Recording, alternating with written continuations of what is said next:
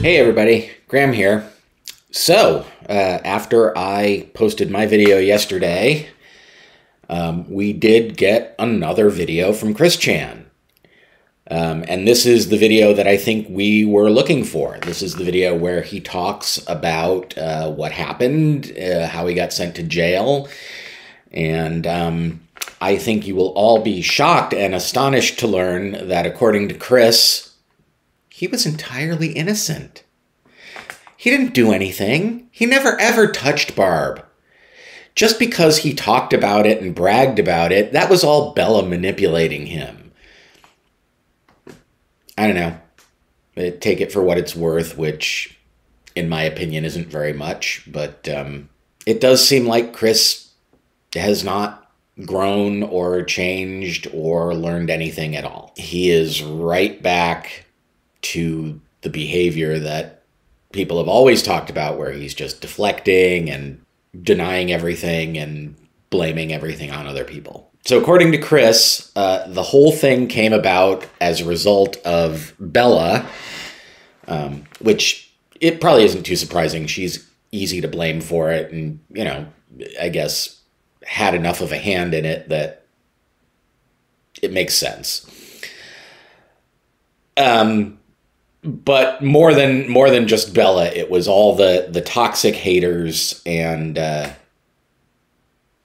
trolls and, you know, those dang dirty trolls that he was testing and who failed the test, which he knew, but he knew that was going to happen. He foreknew it, as he says. Still ended up going to jail anyway, so I don't know how that squares with the foreknowledge. Because he does seem, you know, kind of bitter about having spent a year and a half in the big house. And if it were something that he knew that he was going to have to do, I don't think he'd be so bitter about it. I mean, you know, yes, Jesus did have his moment of doubt, but he accepted his fate. This supposed present-day reincarnation of him is not very accepting of what happened. Well, I don't think anybody realistically expected anything different. We were all kind of hoping that he might have gained a little insight and clarity into himself, but I think realistically that wasn't going to happen. I don't think he's... honestly, I don't think he's capable of that kind of insight. And I don't know whether that's a result of mental handicaps or whether it's just, you know, the way he was brought up or whatever. But realistically, it wasn't going to happen. He did tell us about the woman that people have been speculating about in the fiction. He refers to her as Flutter because she likes Fluttershy. I think that's a pony. I don't know, not into that stuff. And he says that she's 30. Now, people have been sort of questioning her age because in the one picture where we've got a clear view of her face, she looks very young. But I kind of doubt that she is that young. I mean, I buy that she's 30. I've known people with baby faces before, and I've also seen pictures of people where they look much younger than they actually look if you saw them in person. So, you know, and the other thing is, I really, really hope nobody's going to make too much of an effort to find out who this person is and, you know, blast her identity across the internet, because I don't know if she knew what she was getting into. And as far as anybody knows, she hasn't done anything wrong. I don't think she deserves to be known just for being Chris Chan's friend. You know, that, assuming she is a friend, not a care worker, or I think if she were actually a girlfriend, like some people have speculated, I think Chris would probably be bragging about that. But yeah, I don't think that's what's going on here.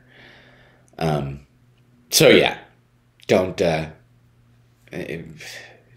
please don't dox Shudder. I'm begging the internet, please don't dox Shudder. She's innocent until proven otherwise. So, you know, she probably ought to be left alone.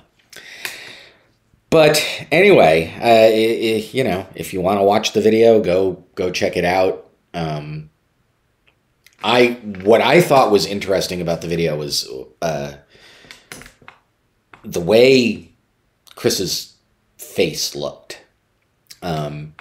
There were a couple of times where he kind of gives this look and it seems like there's just nothing behind the eyes. And that's a scary thing. I mean, that's what I imagine psychopaths look like when they're in full psychopath mode.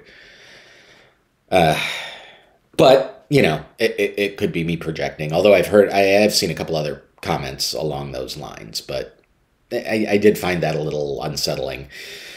But, you know, I don't know that there's much you can say about someone just from looking at their face. Maybe there is, I don't know. Maybe there's not.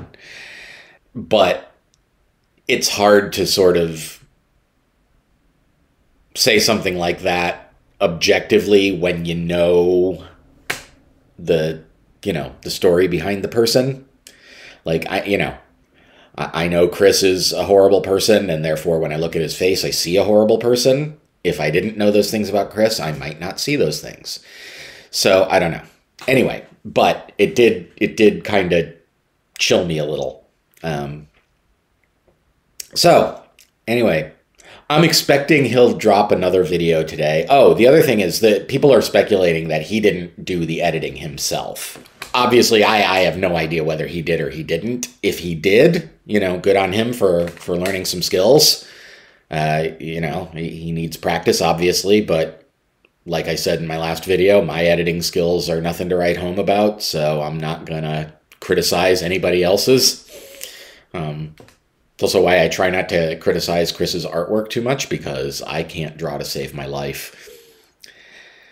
But that's about it. If you follow Chris Chan, go watch the video, because it's definitely an indication that Chris is still Chris. And I fully expect we're going to get some drama in the coming weeks and months. But let's see what happens. Yeah, I don't know what else to say about it. That's about it. I hope you're all doing great. Have a good day. And I'll catch you in the next one. Graham out. Bye.